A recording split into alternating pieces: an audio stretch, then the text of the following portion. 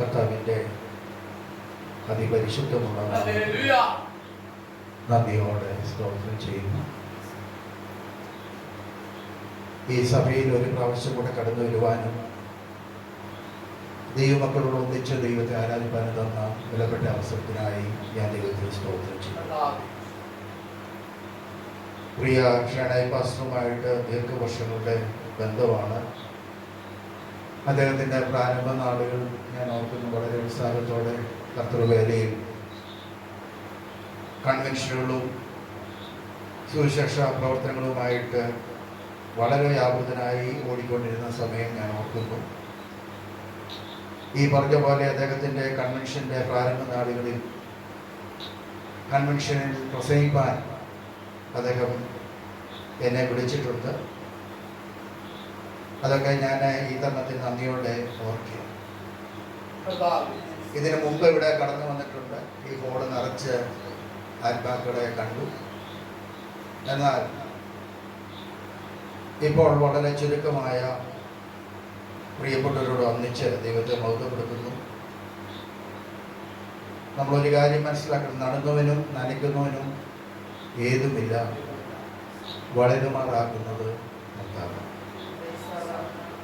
നമ്മുടെ ദൈവം ഭിന്നതയുടെ ആത്മാവല്ല, നമ്മുടെ ദൈവം ഐക്യതയുടെ ആത്മാവാണ്. രണ്ടുപേർ ഐക്യബന്ധപ്പെട്ട് ഏത് കാര്യവും പിതാവ് പുത്ര മഹത്വത്തിനായി ആവശ്യപ്പെട്ടാൽ അവിടെ ദൈവം പ്രവർത്തിക്കാമെന്ന് ആജ്ഞ ചെയ്തിട്ടുണ്ട്. അതുകൊണ്ട് ഒത്തിരി ആളുകളുടെ ബന്ധത്തിലല്ല ദൈവം പ്രവർത്തിക്കുന്നത്, ഒരുക്കമുള്ള ആത്മാക്കളുടെ സാന്നിധ്യത്തിലാണ് പ്രവർത്തിക്കുന്നത്. നമുക്ക് യേശുവിനോടൊപ്പം സഞ്ചരിച്ച് യേശുവിനോടൊപ്പം യാത്ര ചെയ്ത് യേശുവിൻ്റെ പരസ്യ ശുശ്രൂഷകളിലൊക്കെ പങ്കാളികളായി തീർന്ന 12 ശിഷ്യന്മാർ നമുക്കറിയാം. ആ 12 ശിഷ്യന്മാരിൽ ഒരാളുടെ യൂദ യേശുവിനെ ഒറ്റിക്കൊടുത്തു കഴിഞ്ഞ് വാഴ്ത്തപ്പെട്ട കർത്താവിനെ ക്രൂശിച്ചു. ക്രൂശീകരണമൊക്കെ കഴിഞ്ഞ് പത്രോസ്, പിന്നെയും 12 പേര് ശേഷിച്ചു. 12 പേരെന്ന് പറഞ്ഞാൽ രണ്ടാമത് വീണ്ടും മറ്റൊരു യൂദയെ തിരഞ്ഞെടുത്തു. അങ്ങനെ 12 പേര് ആയിട്ട് നിൽക്കുമ്പോൾ പത്രോസ് പറയുകയാണ്, ഞാൻ പഴയ പണിക്ക് എന്ത് ചെയ്യാം, പോവുകയാണ്. യേശുവിന്റെ മഹത്വം കണ്ട ശിഷ്യന്മാർ വീണ്ടും ആ പഴയ പണിയിലേക്ക് പോകുന്ന, പിന്മാറ്റത്തിന്റെ അവസ്ഥയിലേക്ക് പോകുന്നതായിട്ട് നമുക്ക് കാണുവാൻ കഴിയും. എന്നാൽ വാഴ്ത്തപ്പെട്ട കർത്താവിന്റെ സ്നേഹം എന്നാ ചോദിച്ചു കഴിഞ്ഞാൽ, വീണ്ടും കർത്താവ് പത്രോസ് വീണ്ടും പഴയ പണിക്ക് പോയപ്പോൾ മറ്റു ശിഷ്യന്മാരും അങ്ങനെ തന്നെ കടലിൽ പ്രവർത്തിക്കാനായിട്ട് അല്ലെങ്കിൽ അവരുടെ ഉപജീവനത്തിന് വേണ്ടി പോയപ്പോൾ ആ കടൽക്കരയിൽ നിന്നുകൊണ്ട് യേശു ചോദിക്കുക, കുഞ്ഞുങ്ങളെ കൂട്ടുവാൻ വല്ലതുമുണ്ടോ? എത്ര സ്നേഹവാനായ ദൈവത്തെയാണ് നമ്മൾ ഒക്കെ പിൻപറ്റുന്നത്. പലപ്പോഴും നമ്മൾ ദൈവ സാന്നിധ്യത്തിൽ നിന്ന് ഒളിച്ചോടുമ്പോഴും വാഴ്ത്തപ്പെട്ട കർത്താവ് നമ്മളെ കാത്തു നിൽക്കുക, മടങ്ങി വരവിന് വേണ്ടി കാത്തു നിൽക്കുന്ന ഒരു ഒരു ഒരു ദൈവസ്നേഹം. അപ്പന് മക്കളോട് കരുണ തോന്നുന്ന പോലെ യഹോവയ്ക്ക് തന്റെ ഭക്തന്മാരോട് എന്ത് ചെയ്യുന്നു? കരുണ തോന്നുന്നു. നമുക്കറിയാം, മക്കൾക്ക് ആ ചിന്തയില്ല. മക്കളെ വളരെ ബന്ധപ്പെട്ട് വളർത്തി എല്ലാം വലുതാക്കി കഴിയുമ്പോൾ, അവര് പ്രാപ്തിയായി കഴിയുമ്പോൾ അവരെന്തോ ആയെന്നുള്ള ഒരു ചിന്ത. പെട്ടെന്ന് പിന്നെ മാതാപിതാക്കളെ അനുസരിക്കാതെ വരിക, അവരോട് തർക്കുത്തരം പറയുക, ഇങ്ങനെയൊക്കെ ചെയ്യും.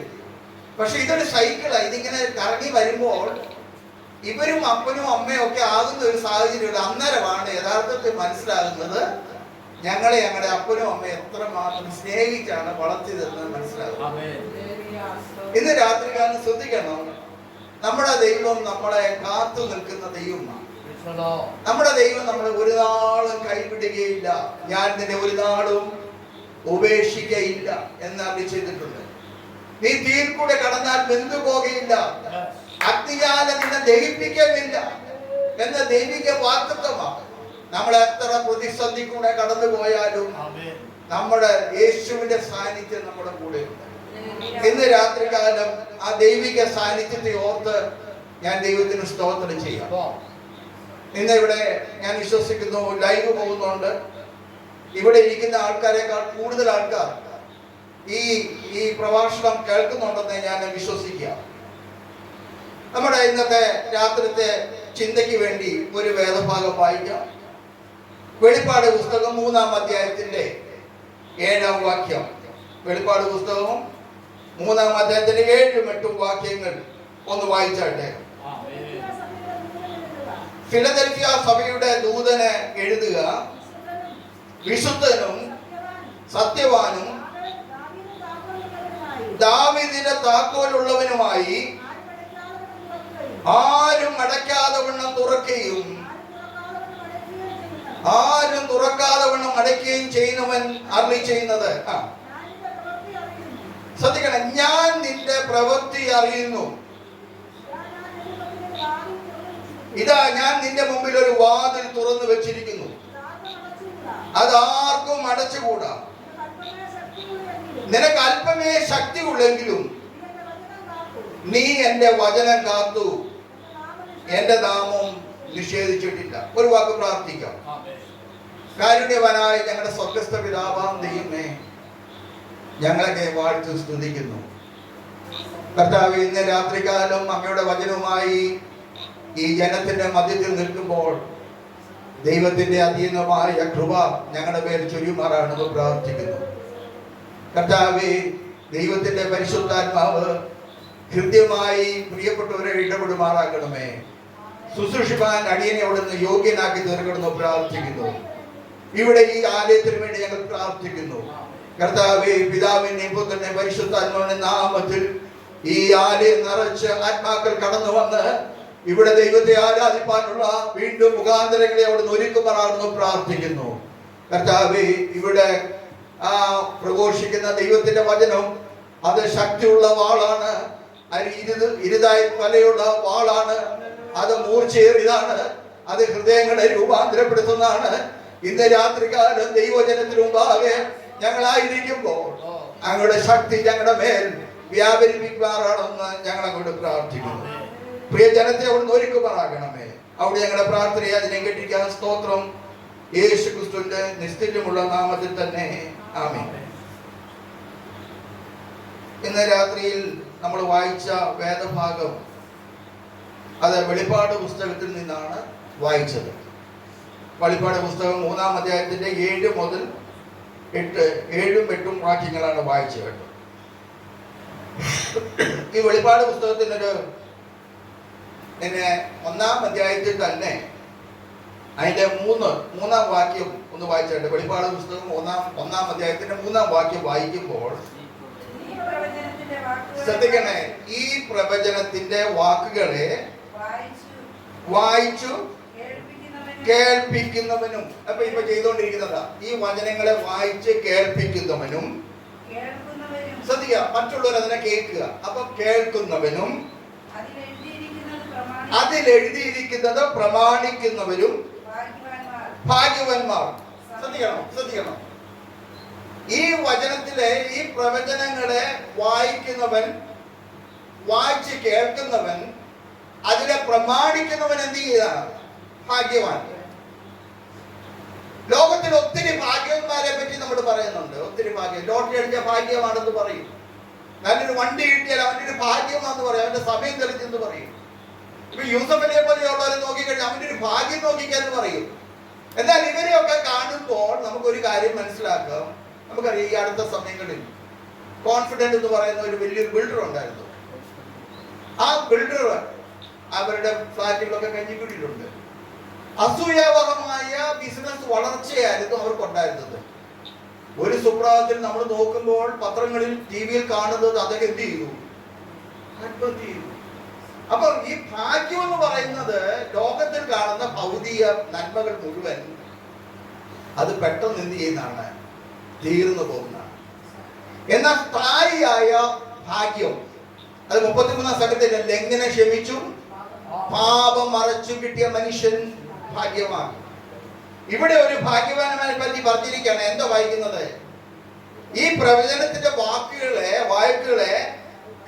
വായിച്ച് കേൾപ്പിക്കുന്നവനും കേൾക്കുന്നവനും അതിൽ എഴുതിയിരിക്കുന്നത് പ്രമാണിക്കുന്നവനും ഭാഗ്യവാന്മാർ.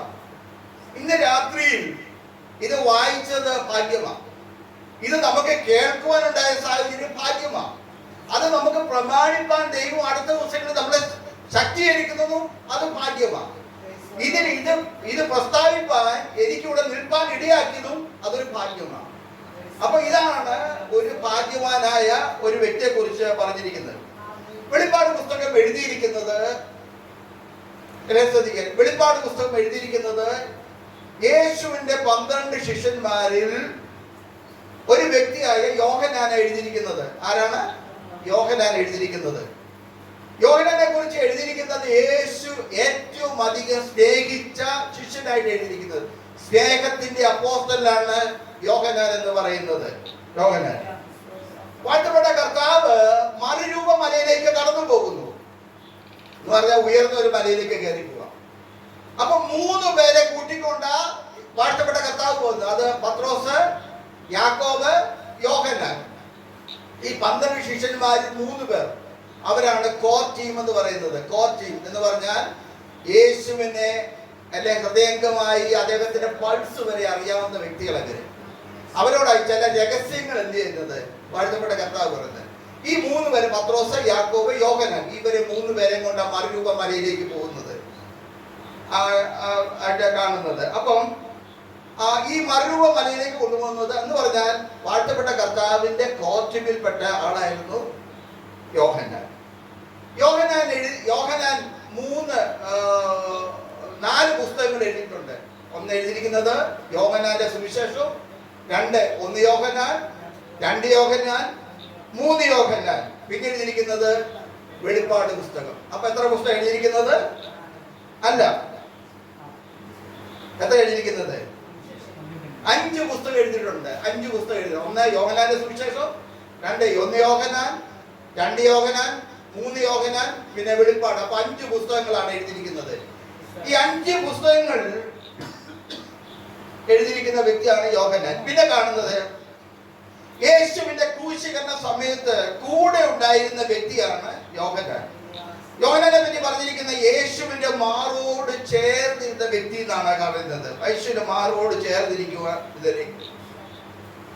യോഹന്നാൻ വൃദ്ധനായ ശേഷമാണ് മരിക്കുന്നത്. മറ്റു പല പ്രിയപ്പെട്ടവരും രക്തസാക്ഷികളായി. യേശുവിന്റെ മറ്റു പല ശിഷ്യന്മാരും രക്തസാക്ഷികളാകുകയാണ്. പത്രോസിനെ തല കീഴായിട്ടാണ് കൊന്നത്. എന്നാൽ യോഹന്നാൻ രക്തസാക്ഷി ആകുകയല്ലായിരുന്നു.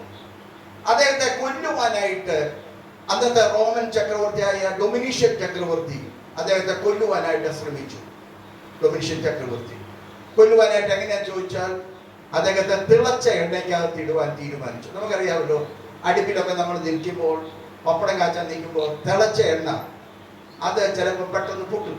വെള്ളത്തിന്റെ അംശത്തോടെ പെട്ടെന്ന് പൊട്ടി നമ്മുടെ കയ്യെ വീണ് കഴിഞ്ഞാൽ പെട്ടെന്ന് എന്ത് ചെയ്യും? കൈ പൊള്ളു കഴിഞ്ഞാൽ പൊള്ളിക്കും. ഇങ്ങനെയൊക്കെ കാര്യങ്ങളുണ്ടാകും. അത് നമുക്ക് പ്രയാസമാണ്. ഈ പൊള്ളലുണ്ടായി കഴിഞ്ഞാൽ അത് പെട്ടെന്ന് മാഞ്ഞു പോകാനും, സ്കിന്ന് പോയി കഴിഞ്ഞാൽ പെട്ടെന്ന് ആ പഴയ നോർമലിലേക്ക് വരാൻ അല്പം സമയം എടുക്കുമെന്ന് പറഞ്ഞാൽ എപ്പോഴും അവിടെ ഒരു മാർക്ക് കിടക്കും. അന്നത്തെ റോമ ഗവൺമെന്റിന്റെ ചക്രവർത്തിയായിരുന്നു ഡൊമിനീഷ്യൻ ചക്രവർത്തി. ഈ സുവിശേഷം പറഞ്ഞ യോഹന്നാനെ കൊല്ലുവാനായിട്ട് തീരുമാനിച്ചു. അദ്ദേഹത്തെ എന്ത് ചെയ്യുന്നറിയാമോ? തിളച്ച എണ്ണയ്ക്കകത്തേക്ക് ഡൊമിനീഷ്യൻ ചക്രവർത്തി ഈ യോഹന്നാനെ ഇടുക. പക്ഷെ ദൈവ സാന്നിധ്യമുള്ള യോഹന്നാനെ ആ തിളച്ച എണ്ണയ്ക്കകത്ത് അദ്ദേഹത്തിന് കൊല്ലുവാനായിട്ട് സാധിച്ചില്ല. ദാനിയേലിന്റെ സിംഹത്തിന്റെ കുഴിയിൽ ഇടുമ്പോൾ ദൈവം സിംഹത്തിന്റെ വായ അടച്ചതുപോലെ ആ തിളച്ച എണ്ണയ്ക്ക് യോഹന്നാനെ കൊല്ലുവാനായിട്ട് കഴിഞ്ഞില്ല. ദൈവമക്കളെ, ഒരു കാര്യം ശ്രദ്ധിച്ചോണോ? എൻ്റെ നിങ്ങളുടെ ശുശ്രൂഷ തീരാതെ ആര് നമ്മളെ നശിപ്പിക്കാൻ നോക്കിയാലും, ആര് നമ്മെ ഇല്ലായ്മ ചെയ്യുവാൻ നോക്കിയാലും ഒന്നും സംഭവിക്കത്തില്ല. നമ്മുടെ ശുശ്രൂഷ, ദൈവം നമ്മെ ഏൽപ്പിച്ചിരിക്കുന്ന ശുശ്രൂഷ പൂർത്തീകരിക്കാതെ ദൈവം നമ്മളെ എന്ത് ചെയ്യത്തില്ല? ഈ ലോകത്തിൽ നിന്ന് മാറ്റുകയില്ല ഉള്ള കാര്യമുള്ളൂ. അങ്ങനെ തിളച്ച എണ്ണയ്ക്കകത്തുനിന്ന് ഡൊമിനീഷ്യൻ ചക്രവർത്തി യോഹന്നാനെ പുറത്തു കൊണ്ടുവന്നതിന് ശേഷം അദ്ദേഹത്തെ നാട് കടത്തുവാനായിട്ട് തീരുമാനിച്ചു. അങ്ങനെ അദ്ദേഹത്തെ ഡൊമിനിഷ്യൻ ചക്രവർത്തി അദ്ദേഹത്തെ പത്മോസ് എന്ന ദ്വീപിലേക്ക് നാട് കടത്തിയ. പത്മോസ് എന്ന ദ്വീപ് എന്ന് പറയുമ്പോൾ നമുക്കറിയാം 4 വശവും വെള്ളത്താൽ ചുറ്റപ്പെട്ട സ്ഥലമാണ് ദ്വീപ് എന്ന് പറയുന്നത്. അവിടെ അന്നത്തെ കാലത്ത് കൊടും കുറ്റവാളികളെ നാട് കടക്കുന്ന സ്ഥലമാണ് ഈ പത്മോസ് എന്ന് പറയുന്നത്. അവിടെ ഡൊമിനിഷ്യൻ ചക്രവർത്തി വിചാരിച്ച എന്നാണെന്നറിയാവോ, ഇദ്ദേഹത്തെ അങ്ങോട്ട് നാട് കടത്തി കഴിയുമ്പോൾ അവിടെ കൊണ്ട് എന്ത് ചെയ്യും, അദ്ദേഹം തീർന്നോടും. അങ്ങനെ അവിടെ നാട് കടത്തുമ്പോൾ അവിടെ മനുഷ്യവാസമില്ല. ഈ പത്മോസിൽ എന്തില്ല, മനുഷ്യവാസമില്ല. അവിടെ നാട് കടത്തുന്ന കുറ്റവാളികളെ കഴിക്കുവാനായിട്ട് വലിയ കഴുകന്മാരുണ്ട്, അല്ലെങ്കിൽ വലിയ വിഷപ്പാമ്പുകളുണ്ട്. ഒന്നിൽ വിഷപ്പാമ്പിന്റെ കടിയേറ്റ് ഈ ആള് മരിക്കും, ഇല്ലെങ്കിൽ അവിടെ ഈ മാംസം തിന്നുന്ന കഴുകന്മാർ വന്നിട്ട് ഈ മാംസം കൊത്തിപ്പറിച്ച് തിന്ന് യോഹന്നാനെ മരിക്കുവാന്. അങ്ങനെ വിചാരിച്ചിരിക്കുമ്പോൾ അങ്ങനെ ഡൊമിനിഷ്യൻ ചക്രവർത്തി ഈ യോഹന്നാനെ പത്മോസ് ദ്വീപിലേക്ക് നാട് കടത്തി. അവിടെ നിന്ന സമയത്ത് യോഹന്നാൻ എന്ത് കർത്തൃ ദിവസത്തിൽ ആത്മവിവശതനായി എന്ന് പറഞ്ഞാൽ, നമ്മുടെ ഭാഷയിൽ പറഞ്ഞാൽ ഒരു ഞായറാഴ്ച ദിവസം യോഹന്നാൻ എന്ത് ചെയ്തു, മുട്ടിന്മേൽ നിന്നു. എന്നാൽ നമുക്ക് മനസ്സിലാക്കാൻ വേണ്ടി പറഞ്ഞാൽ കർത്തൃ ദിവസത്തിൽ ആത്മവിവശതനായെന്ന് പറഞ്ഞാൽ ഞായറാഴ്ച മനസ്സിലാക്കാൻ വേണ്ടി പറയാണ്. ഞായറാഴ്ച ദൈവത്തെ ആരാധിക്കാനായിട്ട് താൻ മുട്ടുമടക്കിയാണ്. ദൈവത്തിന് നമ്മൾ എത്ര പ്രതിസന്ധി കൂടെ കടന്നു പോകുമ്പോഴും, നമ്മൾ എത്ര ഭാരത്തെ കൂടെ കടന്നു പോകുമ്പോഴും, നമ്മൾ ആ പ്രതിസന്ധിയുടെ മുമ്പിൽ മുട്ടുമടക്കി നമ്മൾ പ്രാർത്ഥിക്കാതിരുന്നാൽ ദൈവം നമുക്ക് വേണ്ടി ചില സഹായത്തിന്റെ ഹസ്തങ്ങൾ അയക്കും. ഇന്ന് രാത്രികാലം ശ്രദ്ധിക്കുക, നിങ്ങൾ ആരും ഒന്നും കൊണ്ട് ഭാരപ്പെട്ട കാര്യമില്ല. പ്രതിസന്ധി കടന്നു വരുമ്പോൾ ദൈവത്തിന് അതിന്മേലൊരു ഉദ്ദേശമുണ്ട്. ശത്രു ഒരുപക്ഷെ നമ്മൾ ഇല്ലായ്മയായി തീരുവാനായിട്ട് എങ്ങനെ ചെയ്യുന്നത്, ഒരുപക്ഷെ നമ്മെ ഒതുക്കുവാൻ, നമ്മുടെ കഴിവിനെ മറ്റുള്ളവർ അംഗീകരിക്കാതിരിക്കുമ്പോൾ ദൈവം തന്നിരിക്കുന്ന യോസഫിന്റെ മേലുള്ള ഏറ്റവും ഒരു സഹോദരന്മാർക്ക് അവന്റെ മേലുള്ള ഏറ്റവും വലിയൊരു ഇതെന്നാ ചോദിച്ചാൽ, യോസഫിനോട് സഹോദരന്മാർക്ക് അസൂയായിരുന്നു. എന്തോ അസൂയ, അവൻ അപ്പന്റെ വാത്സല്യ പുത്രനായിരുന്നു ജോസഫ്, അല്ലേ? അതുപോലെ നമുക്കറിയാമല്ലോ, ഈ ശൗലിന് ദാവീദിനോട് അസൂയ തോന്നി എഴുതിയിട്ടുണ്ട്. അതെന്താ കാര്യം? ഫിലിസ്തനായ ഗോലിയാത്തിനെ കൊന്ന് ദാവീദ് മടങ്ങി വരുമ്പോൾ ഇസ്രായേൽ കന്യന്മാർ പാട്ടുപാടി. എന്താ പാടിയത്? ശൗൽ 1000 കൊന്നു, ദാവീദോ 10,000 കൊന്നു. അന്ന് മുതൽ ശൗലിന് ദാവീദിനോട് കണ്ണുകടി തുടങ്ങി എഴുതിയിരിക്കുന്നത്. അസൂയ തോന്നിട്ട് കണ്ണുകടി തുടങ്ങി. മക്കളെ, നമ്മുടെ മേലൊരു ശുശ്രൂഷയുണ്ടെങ്കിൽ മറ്റുള്ളവർക്ക് ചിലപ്പോൾ അസൂയ തോന്നാം.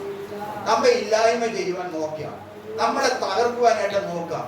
ഇവൻ വഴിയാധാരമാകുന്നത്. പക്ഷേ ദൈവം വിളിച്ചതാണെങ്കിൽ ദൈവം നമ്മളെ നടുക തന്നെ ചെയ്യും. ഇത് രാത്രികാലം ശ്രദ്ധിക്കണം. നമ്മുടെ ആരാധനയോടുള്ള ബന്ധത്തിൽ ആർക്കും നമ്മളെ തകർത്തു കളയാനായിട്ട് കഴിയുകയില്ല. ആരും നമ്മളെ പിഴുതെറിയുവാനായിട്ട് കഴിയുകയില്ല. ഇവിടുന്ന് എറിയപ്പെട്ട് നമ്മൾ മറ്റൊരു സ്ഥലത്തേക്ക് നാട് വിട്ടു പോകുമെന്ന് വിചാരിച്ചാൽ ദൈവമാണ് നമ്മെ നട്ടെങ്കിൽ ഇന്ന് രാത്രികാലം ശ്രദ്ധിച്ചോണം. ദൈവത്തിന് നമ്മളെ കുറിച്ചൊരു പദ്ധതി ഉണ്ട്. ദൈവം നമ്മെ നട്ടെടുത്ത് തന്നെ എന്ത് ചെയ്യും, നമ്മളെ വളർത്തുവാനായിട്ട് സാധിക്കും.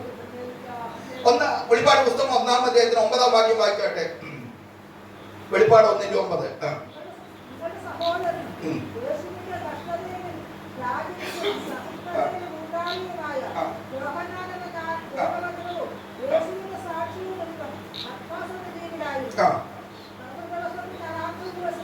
കർത്തൃ ദിവസത്തിൽ ഞാൻ ആത്മവിവശതരായി.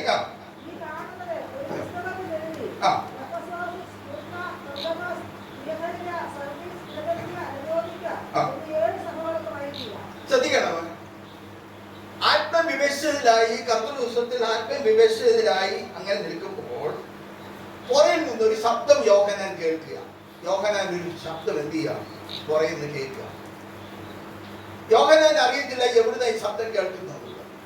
അപ്പോ അതിന്റെ 11-ാം വാക്യം വായിക്കുമ്പോൾ, നീ കാണുന്നത് ഒരു പുസ്തകത്തിൽ എഴുതി Ephesus, Smyrna, Pergamos, Thyatira, Sardis, Philadelphia, Laodicea എന്നീ 7 സഭകൾക്കു അയക്കുക എന്നിങ്ങനെ കാഹളത്തിനൊത്ത ഒരു മഹാനാദം എന്റെ പുറകിൽ കേട്ടു. യോഹന്നാൻ പറയാ, ഞാനൊരു ശബ്ദം കേട്ടു. ഇന്ന് രാത്രി ശ്രദ്ധിച്ചോളാം, വാസ്തവമായി ദൈവത്തെ ആരാധിക്കാതിരുന്നാൽ ഇന്ന് രാത്രി ദൈവത്തിന്റെ ശബ്ദം കേൾക്കും. അതിന് ഒരു സംശയമില്ല. മാനുഷിക വാക്കുകളല്ല, ദൈവിക ആലോചന തന്നെ കേൾക്കാൻ ഇടയായിത്തീരും. യോഹന്നാന് തന്നെ അത്ഭുതമായി പോയി. ഇത് എവിടുന്ന ഈ ശബ്ദം? ഞാൻ നിൽക്കുന്ന പത്മോസില, ഞാൻ ഏകാന്തതയില, ഞാൻ ഒറ്റയ്ക്ക, ഇവിടെ ആരുമില്ല എന്ന് യോഹന്നാൻ ചിന്തിക്കുമ്പോഴും അവിടെ ഒരു മഹാശബ്ദം കേൾക്കുക. അതിന്റെ താഴോട്ട് വായിക്കുന്നത് 12ാം വാക്യം. എന്നോട് സംസാരിച്ച നാദം എന്തെന്ന് കേൾക്കാൻ ഞാൻ തിരിഞ്ഞു. ശ്രദ്ധിക്കണം, എന്നോട് സംസാരിച്ച നാദം എന്തെന്ന് കാണാൻ ഞാൻ തിരിഞ്ഞു. യോഹന്നാൻ അത്ഭുതപ്പെട്ടു പോയി. അപ്പൊ കാണുന്നത് എങ്ങനെയാണെന്നറിയോ? അവിടെ എഴുതിയിരിക്കുന്ന താഴോട്ട് വായിച്ചാട്ട്, 7 പൊൻനിലവിളക്കുകളെയും നടുവിൽ നിലയങ്കി ധരിച്ച് മാറത്ത് പൊൻകച്ച കെട്ടിയവനായി മനുഷ്യപുത്രനോട് സദൃശനായവനെയും കണ്ടു.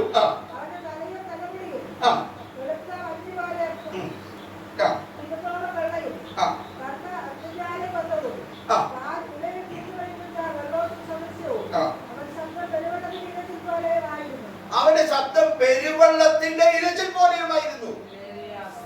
ആരാധിക്കുന്നവന് വേണ്ടി, പ്രാർത്ഥിക്കുന്നവന് വേണ്ടി ദൈവം ഇറങ്ങി വരിക.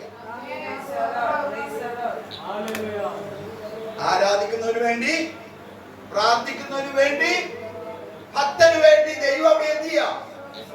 ഇറങ്ങി വരിക. ചുമ്മാ ഇറങ്ങി വരികയല്ല കേട്ടോ, ചുമ്മാ ഇറങ്ങി വരികയല്ല. സംസാരിച്ച ഒരു കാര്യമുണ്ട്. ദൈവം ഒരു പാക്കേജുമായിട്ടാണ് വരുന്നത്. എന്താണ് ദൈവം? ഒരു പാക്കേജ്. നമുക്ക് പാക്കേജ് എന്ന് പറയുമ്പോൾ നമുക്കറിയാം, ചില പിള്ളേരെ നേഴ്സിങ്ങിന് പഠിക്കാനായിട്ട് വിടുമ്പോൾ അവിടെ ഒരു പാക്കേജ് പറയുന്നുണ്ട്. അവിടെ നേഴ്സിങ്ങിന്റെ കൂട്ടത്തിൽ IELTS കൂടി എന്ത് ചെയ്യാം? പഠിപ്പിക്കുക. അത് ഫ്രീ ആന്ന് പറയും. അത് ഫ്രീ ആന്ന് പറയും എന്ന് പറയാം. അതൊരു പാക്കേജാണ്. ഇപ്പൊ ഫ്ലൈറ്റിന് കയറി പോകുന്നവർക്ക് ഫ്ലൈറ്റ് ടിക്കറ്റിന്റെ കൂടെ ചിലപ്പോൾ ഒരു പാക്കേജ് വെക്കും. എന്തുവാ? Food free. അപ്പൊ അതൊരു പാക്കേജാണ് എന്ന് പറഞ്ഞ പോലെ യോഹന്നാനെ ശബ്ദം കേട്ട് തിരിഞ്ഞു നോക്കുമ്പോൾ ദൈവം യോഹന്നാന് വേണ്ടി ഒരു പാക്കേജുമായിട്ട് വന്നിരിക്കുക. എന്തുവാ? മേലാൽ സംഭവിക്കാനിരിക്കുന്ന കാര്യം നീ എഴുതുക. ഭാവിയിൽ സംഭവിക്കാനിരിക്കുന്ന കാര്യം. വിശുദ്ധ 66 പുസ്തകങ്ങളിൽ പ്രവചന പുസ്തകങ്ങൾ അല്ലെങ്കിൽ ഭാവിയിൽ സംഭവിക്കാൻ പോകുന്ന കാര്യങ്ങളെ കുറിച്ച് 2 പുസ്തകത്തിൽ മാത്രമേ വ്യക്തമായി പറഞ്ഞിട്ടുള്ളൂ. അതിലൊന്ന് ദാനിയേലിന്റെ പുസ്തകം, 2 വെളിപ്പാട് പുസ്തകം. യോഹന്നാനോട് ചോദിക്കാം, തിരിഞ്ഞ് ചില കഴിഞ്ഞ് നമുക്ക് ഇങ്ങനെ ചോദിക്കാം, യോഹന്നാനെ നിനക്കിപ്പോ സന്തോഷമായോ? അപ്പൊ യോഹന്നാൻ പറയുന്ന ഒരു കാര്യമുണ്ട്, എനിക്കിപ്പോ സന്തോഷമായി. എന്താ കാര്യം? ഞാൻ കഷ്ടതയിലായത് ഗുണമായി ദൈവം മാറ്റി. ഞാൻ കഷ്ടതയിലായപ്പോൾ, ഞാൻ ഏകാന്തയുടെ നടുവിലായപ്പോൾ, ആരും എന്നെ സഹായിക്കാൻ ഇല്ലാതിരിക്കുമ്പോഴും എന്നെ മറക്കാത്ത ഒരു താതൻ എന്റെ അരികെ വന്ന് എന്നോട് പറയാ, 7 സഭകൾക്കുള്ള ദൂത് എഴുതുക. ഇന്ന് രാത്രി കാലം ദൈവത്തിനെ പ്രാർത്ഥിക്കുന്നതിന് വേണ്ടി, ആരാധിക്കുന്നതിന് വേണ്ടി, വിശുദ്ധ ജീവിതം നയിക്കുന്നതിന് വേണ്ടി ദൈവം ഇറങ്ങി വരുന്ന ദൈവം ഇറങ്ങി വരിക മാത്രമല്ല, നമുക്ക് വേണ്ടി, നമ്മുടെ തലമുറകൾക്ക് വേണ്ടി ചില നന്മയുടെ വഴികൾ ദൈവം തുറന്നു തരുന്നത്. ചില പാക്കേജുമായിട്ടാണ്. ഇതൊരു പക്ഷേ ഇന്ന് രാത്രി കാലം ചില നീളുന്ന വിഷയങ്ങളുമായി നിങ്ങളിവിടെ കടന്നു വന്നിട്ടുണ്ടായിരിക്കും. എന്നാൽ ഇന്ന് രാത്രിയിൽ ഈ ദൈവജന കേൾവിയുടെ മുമ്പിൽ ഞാൻ നിങ്ങളോട് പറയുവാൻ താല്പര്യപ്പെടുന്ന ഒരു കാര്യമുണ്ട്. ദൈവം നിങ്ങളുടെ സമീപേ ഉണ്ട്. ദൈവം നിങ്ങളുടെ സങ്കടങ്ങൾ കണ്ടുകൊണ്ടിരിക്കുക, നിങ്ങളുടെ നിലവിളികൾ കേട്ടുകൊണ്ടിരിക്കുക, നിങ്ങൾ കടന്നു പോകുന്ന പ്രതിസന്ധികൾ കണ്ടുകൊണ്ടിരിക്കുക. അതിന്റെ മധ്യത്തിൽ ദൈവം നിങ്ങൾക്ക് വേണ്ടി ചില പാക്കേജുമായിട്ട് കടന്നു വന്നിട്ടുണ്ട്.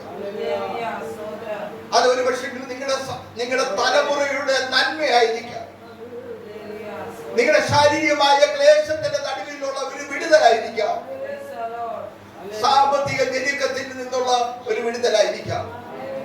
ഇന്ന് രാത്രികാലം പ്രാർത്ഥിക്കുന്നതിന് വേണ്ടി എന്റെ ദൈവം ഇറങ്ങി വരിക തന്നെ.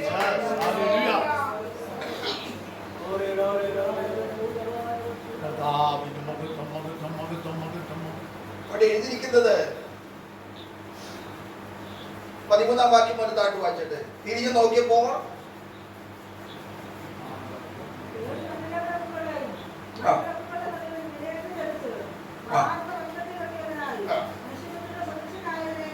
കണ്ടു.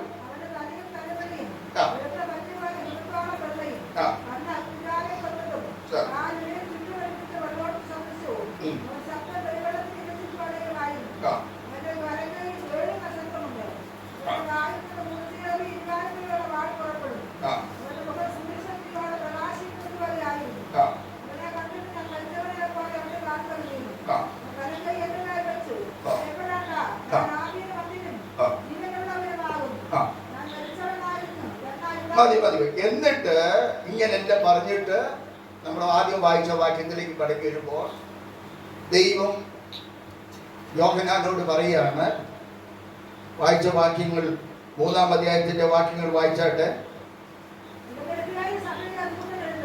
ഫിലദെൽഫിയ സഭയുടെ ദൂതൻ എഴുതുക.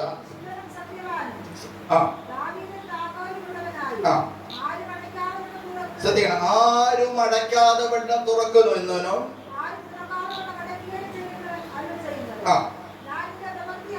ഞാൻ നിന്റെ പ്രവൃത്തി അറിയുന്നു.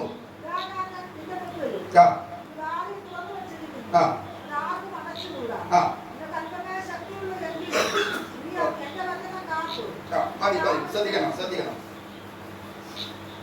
ആരും തുറക്കാതെ വണ്ണം അടയ്ക്കുന്നവനും ആരും അടയ്ക്കാതെ വണ്ണം തുറക്കുന്നവനും. വേദപുസ്തകത്തിൽ അടച്ചതിനെ പറ്റി കാണാൻ കഴിയും, തുറന്നതിനെ പറ്റി കാണാൻ കഴിയും. ശത്രു ചിലപ്പോൾ നമ്മുടെ വഴി അടച്ചാൽ അത് നമ്മൾ കാര്യമാക്കണ്ട. ശത്രു വഴി അടച്ചാൽ നമ്മൾ എന്ത് ചെയ്യണ്ട, കാര്യമാക്കണ്ട. ദൈവം അത് എന്ത് ചെയ്തോളൂ, തുറന്നോളൂ.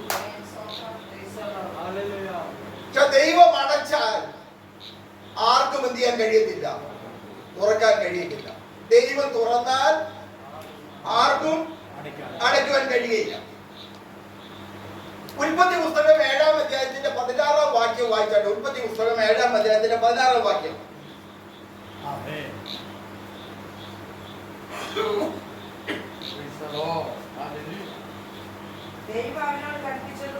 ദൈവം അവനോട് കൽപ്പിച്ചതുപോലെ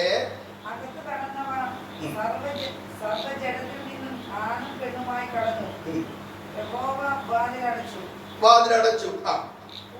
ശ്രദ്ധിക്കണം, ഇവിടെ വാതിലടച്ച ഒരു കാര്യം പറയാ. നോഹയുടെ പെട്ടകത്തിന്റെ വാതിൽ ആരടച്ചു? ദൈവം അടച്ചു. അടയ്ക്കാൻ കാര്യമുണ്ട്, ദൈവം അടയ്ക്കാൻ ഒരു കാര്യമുണ്ട്. അത് കഴിഞ്ഞുള്ള ചില ദിവസങ്ങളിലേക്ക് വലിയ പ്രളയം ഉണ്ടാകാൻ പോവുക.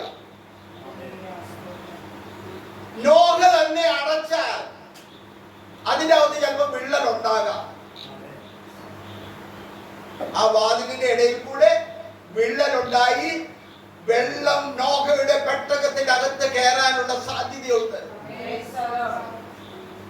അതുകൊണ്ട് ദൈവം പറഞ്ഞു, ഞാൻ തന്നെ നിന്റെ പെട്ടകത്തിന്റെ വാതിൽ എന്ത് ചെയ്യാൻ പോവുക, അടയ്ക്കാൻ പോവുക. താട്ട് വായിച്ചാട്ടെ 17-ാം വാക്യം.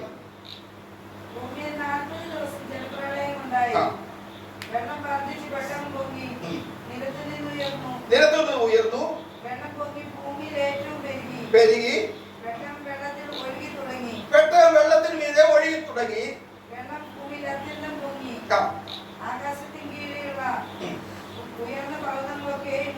മൂടിപ്പോയി. അതിന്റെ 7:24 വാക്യം വായിച്ചോട്ടു. 7:24 വെള്ളം.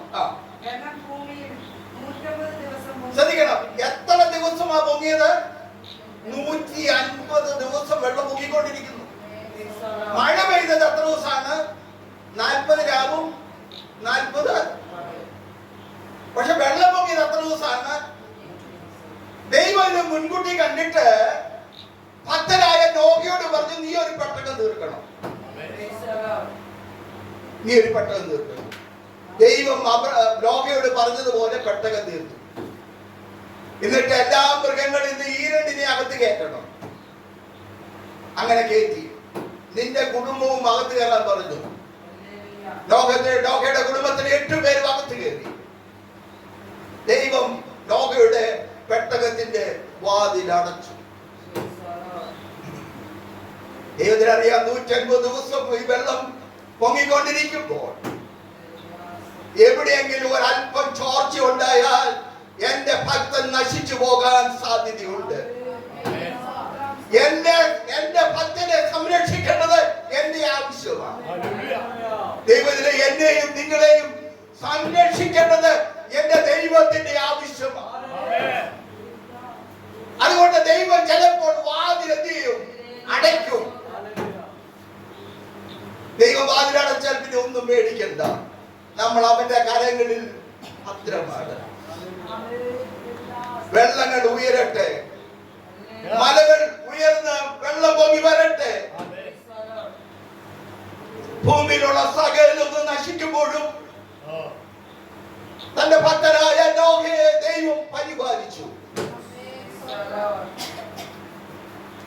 ഇന്ന് രാത്രി ദൈവം ചില വഴികളെ ചിലപ്പോൾ ദൈവം അടയ്ക്കും. ദൈവം അടയ്ക്കുമ്പോൾ നമ്മൾ പെരുപെറുക്കരുത്. നമ്മൾ പെരുപെറുക്കാതെ ദൈവത്തിന്റെ സന്നിധിയിൽ കർത്താവേ ഞാൻ ഏതുമില്ല എന്ന് പറഞ്ഞ് ഏൽപ്പിച്ചു കൊടുത്താൽ ദൈവം തക്ക സമയത്ത് അടച്ച വാതിൽ തുറന്നോളും.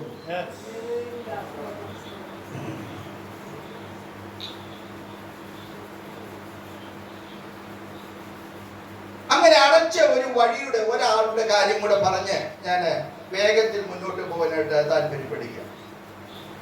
ഒന്ന്, നോഹയുടെ പെട്ടകത്തിന്റെ വാതിൽ ദൈവം അടച്ചു. 2, മറ്റൊരു കാര്യം കൂടെ ഇവിടെ ഓർപ്പിക്കാം. 1 ശമൂവേലിന്റെ പുസ്തകം 1-ാം അധ്യായത്തിന്റെ 6-ാം വാക്യം ഒന്ന് നോക്കിക്കട്ടെ. 1 ശമൂവേലിന്റെ പുസ്തകം 1-ാം അധ്യായത്തിന്റെ 6-ാം വാക്യം.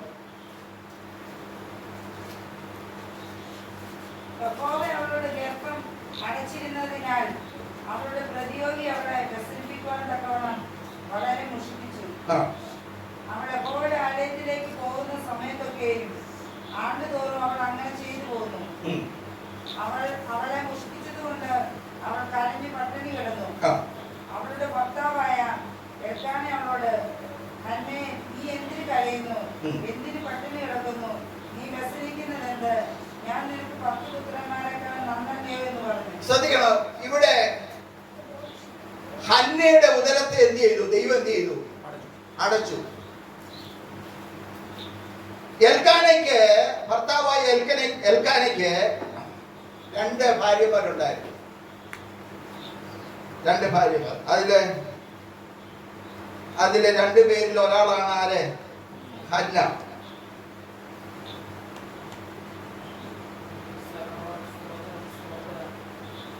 അവിടെ പ്രതിയോഗി, ഈ യഹൂദ പാരമ്പര്യം അനുസരിച്ച് തലമുറകളില്ലെങ്കിൽ അത് ആ സ്ത്രീയുടെ കുഴപ്പമായിട്ട്, അല്ലെങ്കിൽ ദൈവം ആ സ്ത്രീയെ ശപിച്ചതായിട്ട് കണക്കാക്കുന്ന ഒരു രീതിയുണ്ട്. അതുകൊണ്ട് തന്റെ പ്രതിയോഗി ഈ ഹന്ന എന്ത് ചെയ്തുകൊണ്ടിരുന്നു? എപ്പോഴും എന്ത് ചെയ്തുകൊണ്ടിരുന്നു? വ്യസനിപ്പിച്ചുകൊണ്ടിരുന്നു. പക്ഷെ വ്യസനിപ്പിച്ചുകൊണ്ടിരുന്നു. എൽക്കാന അവിടെ കാണുവാൻ കേട്ടു. എൽക്കാന 1-ാം അധ്യായത്തിൽ 8-ാം വാക്യം ഇങ്ങനെ വായിച്ചാട്ടെ, അല്ല 7-ാം വാക്യം വായിച്ചാട്ടെ. അവൾ യഹോവയുടെ ആലയത്തിലേക്ക് പോകുന്ന സമയത്തൊക്കെ ആണ്ടുതോറും അവൾ അങ്ങനെ ചെയ്തു പോന്നു. അവൾ അവളെ മുഷിപ്പിച്ചതുകൊണ്ട് അവൾ കരഞ്ഞു പട്ടിണി കിടന്നു. അവളുടെ ഭർത്താവായ എൽക്കാന അവളോട്, അവളുടെ ഭർത്താവായ എൽക്കാന ഹന്നയോട്, നീ എന്തിന് കരയുന്നു? എന്തിന് പട്ടിണി കിടക്കുന്നു? നീ വ്യസനിക്കുന്നത് എന്ത്? ഞാൻ നിനക്ക് 10 പുത്രന്മാരെക്കാൾ നന്നല്ല. ഒരു ഭർത്താവ് പറയാ, ഭാര്യയോട് പറയാ, ഞാൻ നിനക്ക് സന്തതിയില്ല, ശരിയാ, നിന്നെ മറ്റുള്ളവർ പലരും ദുഷിക്കുന്നുണ്ട്, പക്ഷെ ഞാൻ നിന്നെ സ്നേഹിക്കുന്നുണ്ട്, ഞാൻ നിനക്ക് 10 പുത്രന്മാരെക്കാൾ നല്ലതല്ല. പക്ഷേ ഈ ഹന്നയുടെ ജീവിതത്തിൽ അതൊന്നും തൃപ്തിപ്പെട്ടില്ല കേട്ടോ, തൃപ്തിപ്പെട്ടില്ല. പക്ഷെ തൃപ്തിപ്പെട്ടില്ലെങ്കിലും, തൃപ്തിപ്പെടുത്താൻ കഴിഞ്ഞില്ലെങ്കിലും ഹന്നയുടെ പ്രാർത്ഥന നിർത്തിയില്ല. ഹന്നയുടെ പ്രാർത്ഥന എന്ത് ചെയ്തില്ല? നിർത്തിയില്ല. ഹന്ന എന്ത് ചെയ്തറിയോ? താൻ പതിവ് ചെയ്തു വന്നതുപോലെ ആലയത്തിൽ പോയി പ്രാർത്ഥിച്ചുകൊണ്ടേയിരുന്നു. അന്ന് ആലയത്തിന്റെ ശുശ്രൂഷ ചെയ്യുന്നത് ഏലി പുരോഹിതനാണ്. ഏലി പുരോഹിതൻ പറഞ്ഞു, നീ വീഞ്ഞു കുടിച്ചിട്ടാണോ ഇങ്ങനെയൊക്കെ പ്രാർത്ഥിക്കുന്നത് ഒക്കെ പറഞ്ഞ് അവിടെ ശകാരിക്കുകയും അല്ലെങ്കിൽ കളിയാക്കുകയൊക്കെ ചെയ്തു. അപ്പോ ഹന്ന പറഞ്ഞൊരു കാര്യമുണ്ട്, ഞാൻ എൻ്റെ ഹൃദയം ആരോട് പറഞ്ഞുകൊണ്ടിരിക്കുക? ദൈവത്തോട് പറഞ്ഞുകൊണ്ടിരിക്കുക. കാട്ടുള്ള പാങ്ങളായി പറഞ്ഞുകൊണ്ടിരിക്കുന്നത്. ഞാൻ എൻ്റെ ഹൃദയം ദൈവത്തോട് പറഞ്ഞുകൊണ്ടിരിക്കുക. ഒരു പുരോഹിതന്, അല്ലെങ്കിൽ നമ്മുടെ ഭാഷയിൽ പറഞ്ഞ ഒരു പാസ്റ്റർക്ക് നമ്മുടെ വേദന മനസ്സിലാക്കാൻ കഴിഞ്ഞെന്ന് വരത്തില്ല. പക്ഷേ സ്വർഗത്തിലെ ദൈവത്തിന് അടച്ചവനറിയാം എപ്പം തുറക്കണമെന്നുള്ളത്. പുരോഹിതനായ ഏലി പുരോഹിതന്റെ മക്കൾ ഈ ലോകപ്രകാരം പോയി അവര് നമ്മുടെ ഭാഷ പറഞ്ഞ ആത്മീയത്തിൽ നിന്ന് വിട്ടുപോയപ്പോൾ ഈ പ്രാർത്ഥിച്ച ഹന്നയ്ക്ക് വേണ്ടി ഒരു ശമൂവേൽ പ്രവാചകനെ കൊടുത്തു. അവക്ക് കൊടുത്തതിനെ ദേവാലയത്തിൽ ദൈവത്തിന് വീണ്ടും നിവേദിച്ചു. ശക്തനായ ഒരു പ്രവാചകനായി ദൈവം ശമൂവേലിനെ മാറ്റി. ദൈവം ചില നാളത്തേക്ക് അടച്ചാൽ തക്ക സമയത്ത് ദൈവം അത് തുറക്കും. ആ തുറക്കുന്ന നന്മ നമുക്ക് അനുഗ്രഹമായിരിക്കും. ഇന്ന് രാത്രികാലം ഒരു കാര്യം ശ്രദ്ധിക്കാം, ദൈവം നമ്മുടെ വഴികളെ അടയ്ക്കുന്നെങ്കിൽ നല്ല ഭാരപ്പെടേണ്ട കാര്യമില്ല. തക്ക സമയത്ത് ദൈവം നമ്മെ ഉയർത്തേണ്ടതിന് ദൈവത്തിന്റെ ബലമുള്ള കൈ കീഴത്താണ്ടിരിക്കും. ദൈവം അടച്ച ഹന്നയുടെ ഉദരത്തെ, ഗർഭത്തെ ദൈവം തന്നെ തുറന്നു.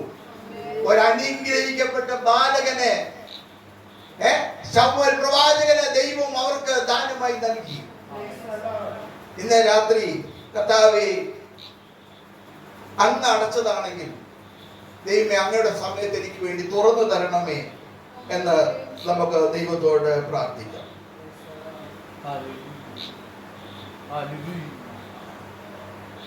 പിന്നെ ഒരു ഭാഗം കൂടെ പറഞ്ഞ് ഞാൻ എൻ്റെ വാക്കുകളെ ഇവിടെ അവസാനിപ്പിക്കാനായിട്ട് താല്പര്യപ്പെടുകയാണ്.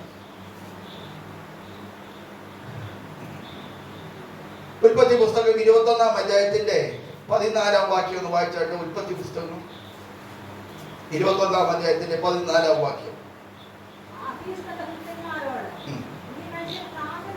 അല്ല 21-ന്റെ 19-ാം വാക്യം വായിച്ചാട്ട്. 21-ന്റെ 19-ാം വാക്യം ശ്രദ്ധിക്കും. ദൈവം അവളുടെ കണ്ണു തുറന്ന് അവളൊരു നീരുറവ കണ്ടു. ദൈവം ബാലനോട് കൂടെ ഉണ്ടായിരുന്നു. അവൻ മരുഭൂമിയിൽ പാർത്തു. മുതിർന്നപ്പോൾ ഒരു വില്ലാളിയായി തീർന്നു. ദൈവം അവളുടെ കണ്ണ് തുറന്ന് അവളൊരു നീരുറവ കണ്ടു. ചെന്ന് തുരുത്തിയിൽ വെള്ളം നിറച്ച് ബാലനെ എന്ത് ചെയ്തു? കുടിപ്പിച്ചു. നമ്മുടെ ഈ വേദഭാഗം വളരെ സുപരിചിതമായ ഒരു ഭാഗമാണ്. അബ്രഹാമിനെ ദൈവം വിളിച്ചു വേർതിരിക്കുന്നത് തന്റെ 75-ാമത്തെ വയസ്സിലാണ്. ഉൽപ്പത്തി പുസ്തകം 12-ാം അധ്യായത്തിൽ അവിടെ പോലെ ചരിത്രം കാണുവാനായിട്ട് കഴിയും. അബ്രഹാമിനോട് ദൈവം വിളിച്ച് വേർതിരിച്ച് കൽദയുടെ പട്ടണമായ ഊരിൽ നിന്ന് വിളിച്ച് വേർതിരിച്ച് മുന്നോട്ട് കൊണ്ടുവന്നു. അബ്രഹാമിനോട് ദൈവം വാഗ്ദത്തം ചെയ്തു, ഞാൻ നിന്നെ ബഹുജാതികൾക്ക് പിതാവാക്കും, ഞാൻ നിന്നെ അനുഗ്രഹിക്കും എന്ന് പറഞ്ഞ് വിളിച്ച് വേർതിരിച്ചു. അവിടുന്ന് പുറപ്പെട്ട ഉൽപ്പത്തി പുസ്തകം 15-ാം അധ്യായത്തിലേക്ക് കടന്നു വരുമ്പോൾ ദൈവം പറഞ്ഞു, ഞാൻ നിന്റെ പരിചയം അതിമഹത്തായ പ്രതിഫലമാകുന്നു. അപ്പൊ അബ്രഹാം തിരിച്ച് ദൈവത്തോട് പറയുന്നു, എനിക്ക് മക്കളില്ല. ഉൽപ്പത്തി പുസ്തകം 15-ാം അധ്യായം നിർത്താട്ടെ.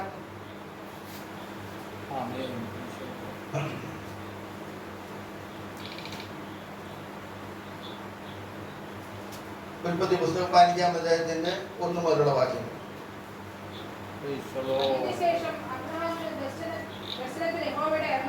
അരുളപ്പാടുണ്ടായത് എന്തെന്നാൽ, അബ്രഹാമേ ഭയപ്പെടേണ്ട, ഞാൻ നിന്റെ പരിചയവും നിന്റെ അതിമഹത്തായ പ്രതിഫലവുമാകുന്നു. അതിന് അബ്രഹാം, കർത്താവായ യഹോവേ, നീ എനിക്ക് എന്ത് തരും? ഞാൻ മക്കളില്ലാത്തവനായി നടക്കുന്നുവല്ലോ. എന്റെ അവകാശി ദമ്മേശക്കാരനായ എലിയാസർ അത്രയെന്ന് പറഞ്ഞു. നീ എനിക്ക് സന്തതിയെ തന്നിട്ടില്ല.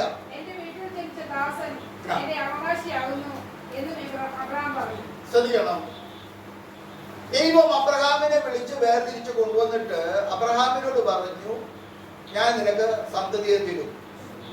ഞാൻ ആകാശത്തിന് നക്ഷത്രം പോലെയും കടൽക്കരയിലെ മണൽത്തരി പോലെ ഞാൻ നിനക്ക് സന്തതിയെ തരും. നീ ബഹുജാതികൾക്ക് പിതാവാകും. ദൈവം വിളിച്ച് വേർതിരിച്ചു. പക്ഷെ അബ്രഹാമിന്റെ ജീവിതത്തിൽ ഒരു നിരാശ. ചില വർഷങ്ങൾ കഴിയുക, എന്താ സംഭവിക്കുന്നത്? എനിക്ക് മക്കളില്ല. അതിന്റെ 17-ാം അധ്യായത്തിന്റെ 17-ാം വാക്യം വായിച്ചാട്ടെ. 17-ാം അധ്യായത്തിന്റെ 17-ാം വാക്യത്തിൽ ഇങ്ങനെ കാണുന്നു. ഉൽപ്പത്തി 17:17. ശ്രദ്ധിക്കണം, ദൈവത്തിന്റെ ദൂതൻ അബ്രഹാമിന്റെ എനിക്ക് ചെന്ന് പറയുക, ഞാൻ നിനക്കൊരു പൈതലിനെ തന്ന് സഹായിക്കുമെന്ന് പറയുമ്പോൾ അബ്രഹാം കവിണ് വീണ് എന്ത് ചെയ്തു? ചിരിച്ചു. 100 വയസ്സുള്ള ഒരു മകൻ ജനിക്കുമോ? 90 വയസ്സുള്ള സാറ പ്രസവിക്കുമോ എന്ന് ഹൃദയത്തിൽ പറഞ്ഞു. ശ്രദ്ധിക്കണം, താനെ ഹൃദയത്തിൽ പറഞ്ഞു, 100 വയസ്സുള്ള മാൻ ജനിക്കുമോ, 90 വയസ്സുള്ള സാറ പ്രസവിക്കുമോ? മാനുഷികമായി അസാധ്യമായ കാര്യമാണ് അബ്രഹാം ഹൃദയത്തിൽ ചിന്തിച്ചത്. കർത്താവേ, എനിക്ക് 100 വയസ്സായി, എന്റെ ഭാര്യയ്ക്ക് 90 വയസ്സായി, ഇനി ഒരു മകനെ കിട്ടുവോ? ദൈവിക വാഗ്ദത്തമുണ്ട്, പക്ഷെ സംഭവിക്കുമോ എന്താണെന്ന് മനസ്സിലാകുന്നില്ല എന്ന് പറയാം. 18-ാം അധ്യായത്തിന്റെ 14-ാം വാക്യം വായിച്ചാട്ട്. 18-14.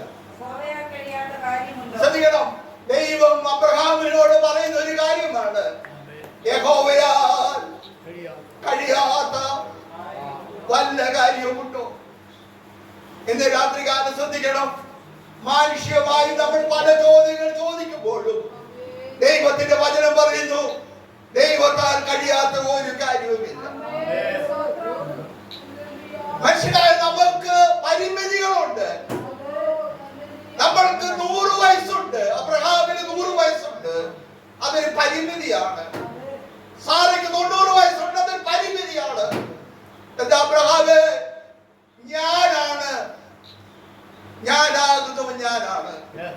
ഞാനാണ് നിന്നെ സഹായിക്കാൻ പോകുന്നത്.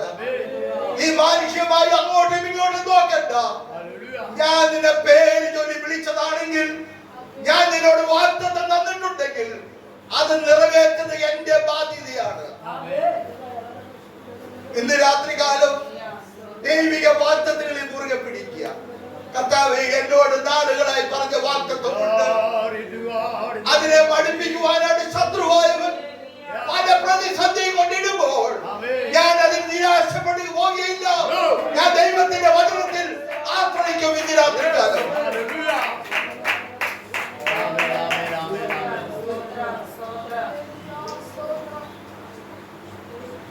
ദൈവം വാഗ്ദത്തം ചെയ്തപോലെ ദൈവം അബ്രഹാമിന് സാറയിൽ തന്നെ ഒരു സന്തതിയെ കൊടുത്തു. ഇസഹാക്ക് എന്നാണ് അവന്റെ പേര്. അവൻ ജനിച്ചു കഴിഞ്ഞപ്പോൾ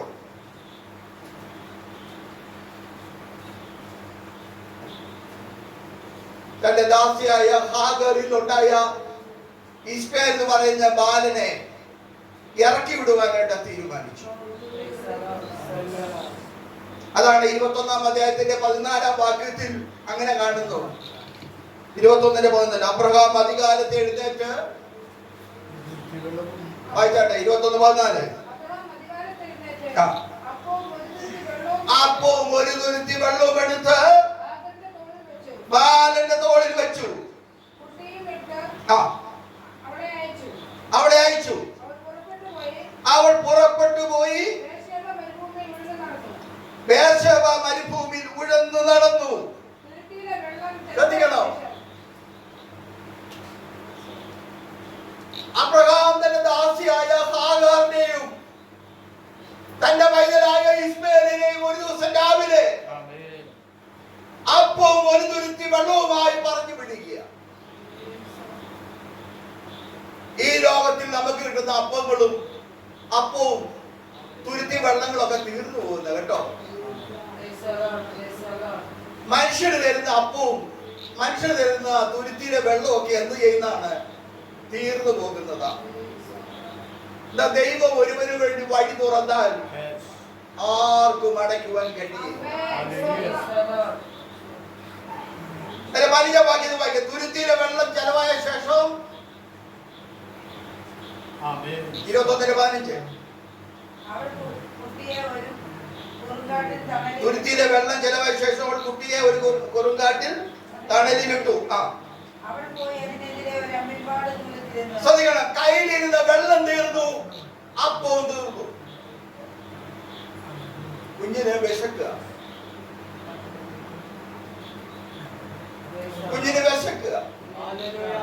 കുഞ്ഞിന്റെ മരണം കാണുവാൻ കഴിവില്ലാതെ ഒരു അമ്പിൽപ്പാട് ദൂരത്തിരുന്ന് കുട്ടിയുടെ മരണം എനിക്ക് കാണണ്ട എന്ന് പറഞ്ഞ് എതിരെ ഇരുന്ന് ഉറക്കുകയും ചെയ്തു. കരഞ്ഞു. എന്റെ നാട്ടു വായിക്കുന്നത് ഇങ്ങനെയാണ്. ശ്രദ്ധിക്കണോ? കരഞ്ഞെങ്കിലും ആരുടെ നിലവിളി കേട്ടതായിട്ട് എഴുതിയിരിക്കുന്നത്? ബാലന്റെ. ആ ബാലനെ കുറിച്ച് ദൈവത്തിന്റെ ഒരു പദ്ധതിയുണ്ട്. ആ ബാലന്റെ വംശാവലിയാണ് ഇന്ന് ഗൾഫ് രാജ്യങ്ങളിൽ മുഴുവൻ കിടക്കുന്നത്. അതിന്റെ നന്മകളാണ് ഇന്ന് ഇവിടെ അനുഭവിക്കുന്ന 70% അനുഭവിക്കുന്നത്. എന്തുവാണ്? ഈ ബാലനെ അന്ന് കൊന്നിരുന്നെങ്കിൽ, അന്ന് ഇല്ലായ്മ ചെയ്തിരുന്നെങ്കിൽ ഒരു പക്ഷേ ഗൾഫ് രാജ്യം എന്ത് ചെയ്യത്തില്ല, ആ വംശം എന്ത് ചെയ്യത്തില്ല, കാണത്തില്ല. അതിന്റെ ചിറകിൽ അല്ലെങ്കിൽ ആ പട്ടണത്തിൽ പോയി അതിനെ നന്മ അനുഭവിക്കാത്തവരുടെ എണ്ണം വളരെ കുറവാണ്. ഒരു കുടുംബത്തിൽ ഒരാൾ എഴുതിക്കണം. കേരളത്തിന്റെ സാമ്പത്തിക ഘടന എടുത്താൽ അതിൽ 70% ഗൾഫിന്റെ പണം കൊണ്ടാണ് എന്ത് ചെയ്യുന്നത്, ജീവിക്കുന്നത്. ആ സന്തതിയെ നിലനിർത്തേണ്ടത് ആരുടെ ഉദ്ദേശമായിരുന്നു? ദൈവത്തിന്റെ ഉദ്ദേശമായിരുന്നു. അവിടെ എഴുതിയിരിക്കുന്നത് ബാലന്റെ നിലവിളി കേട്ടു. ദൈവത്തിന്റെ ദൂതൻ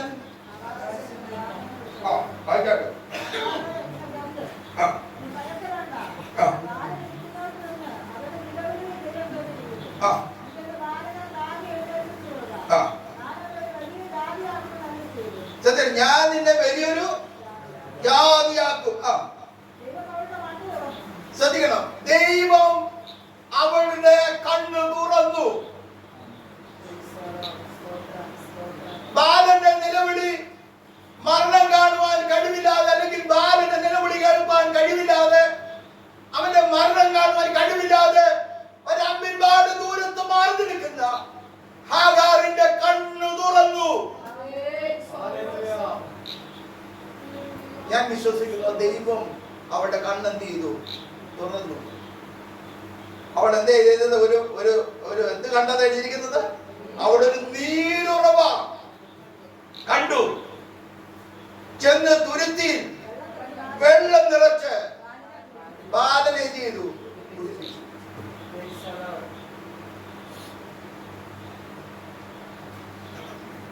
ദൈവം ഇസ്മായേലിന് വേണ്ടി, ഹാഗാറിന് വേണ്ടി തുറന്ന നീരുറവ ഞാൻ വിശ്വസിക്കുന്നു.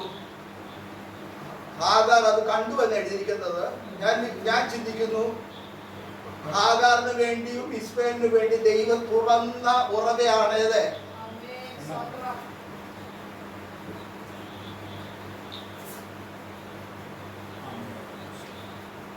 അത് ഒഴുകിക്കൊണ്ടിരിക്കുക. ഇതിന്റെ പ്രത്യേകത എന്താണെന്നറിയാമോ? ഇന്നും അത് ഒഴുകിക്കൊണ്ടിരിക്കുക. ഇന്നും സൗദിയിലാണ് ഇതുള്ളത്. എവിടാണ്? സൗദി അറേബ്യയിൽ ഇന്നും ഒഴുകിക്കൊണ്ടിരിക്കുക. ഈ നദിയുടെ പേരെന്നാന്നറിയോ? സംസം. എന്തോ? സംസം. നമ്മൾ ഇത് കേട്ടിട്ടുണ്ടല്ലോ. സംസം എന്ന് പറഞ്ഞ ഹോട്ടലുകൾക്ക് അത് പേര് കണ്ടിട്ടുണ്ട്. Zamzam hotel. നമ്മൾ ചെറിയ ചെറിയ പൊറോട്ടയും ഒക്കെ അടിക്കാനായിട്ട് കയറി സംസം. ആ സംസം അല്ല ഇത്. ഇത് സൗദി അറേബ്യയിലെ നീരുറവിന്റെ പേരാണ് സംസം. BC 2000 ആണ് സൗദിയിൽ ഇത് തുറന്നു കിട്ടിയത്. BC 2000. അതായത് യേശു ജനിക്കുന്നതിന് 2000 വർഷങ്ങൾക്ക് മുമ്പാണ് ഇത് തുറന്നു കിട്ടിയത്. ഈ ദൈവം ഹാഗാറിന് വേണ്ടി പൈതലിന് വേണ്ടിയും തുറന്ന ഈ സംസത്തിന് ഒരു പ്രത്യേകതയുണ്ട്. ലോകത്തിലെ ഏറ്റവും വലിയ ശാസ്ത്രജ്ഞന്മാരാണ് ഇസ്രായേൽ ശാസ്ത്രജ്ഞന്മാർ. അവരാണ് നമ്മുടെ കയ്യിലിരിക്കുന്ന നോക്കിയ ഫോൺ അല്ലെങ്കിൽ ഈ മൊബൈൽ ഫോണൊക്കെ അവർ കണ്ടുപിടിച്ചത്. പല കണ്ടുപിടുത്തങ്ങളുടെ പുറയിൽ അവരാണ്.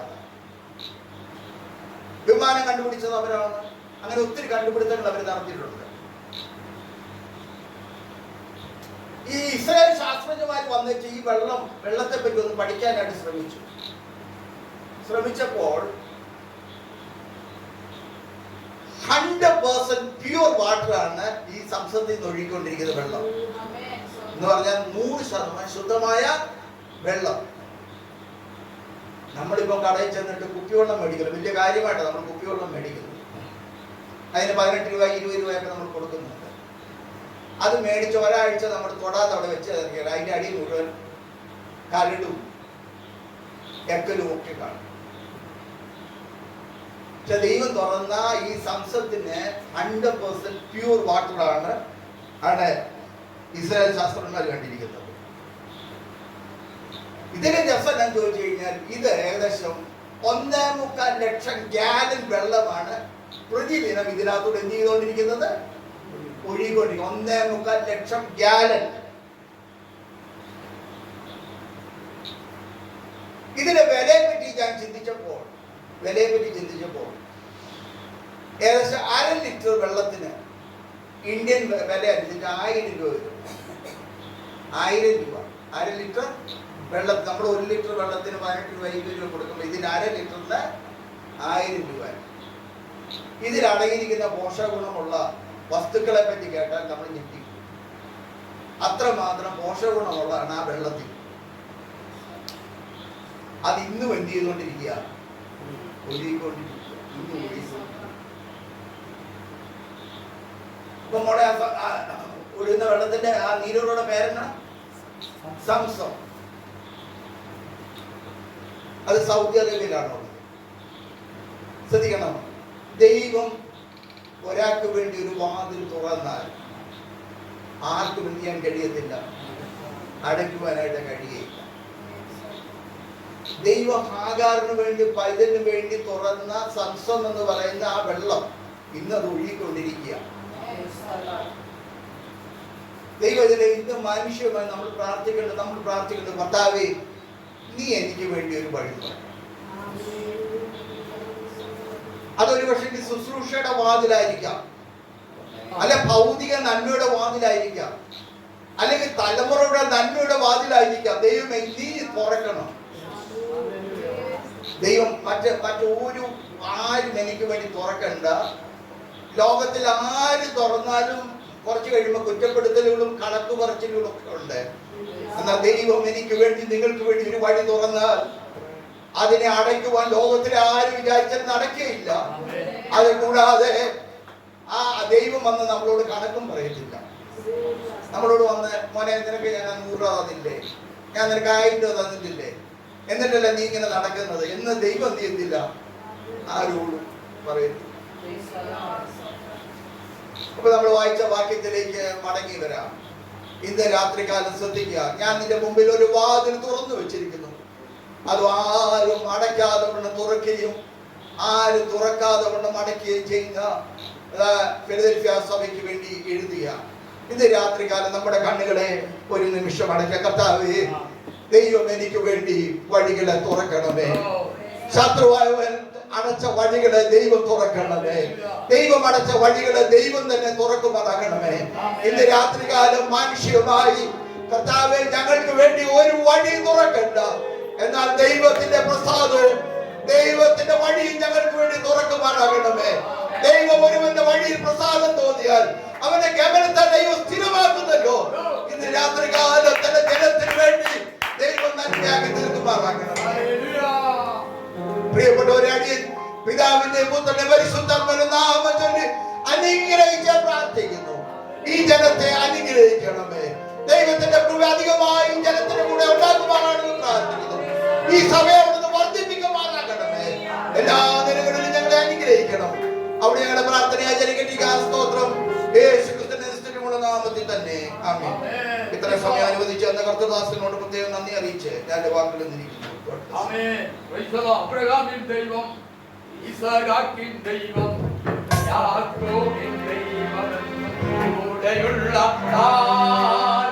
അബ്രഹാമിൻ ദൈവം, ഇസഹാക്കിൻ ദൈവം, യാക്കോബിൻ ദൈവം, കൂടെയുള്ള താൻ. ദൈവം യാത്രയായി മനമേ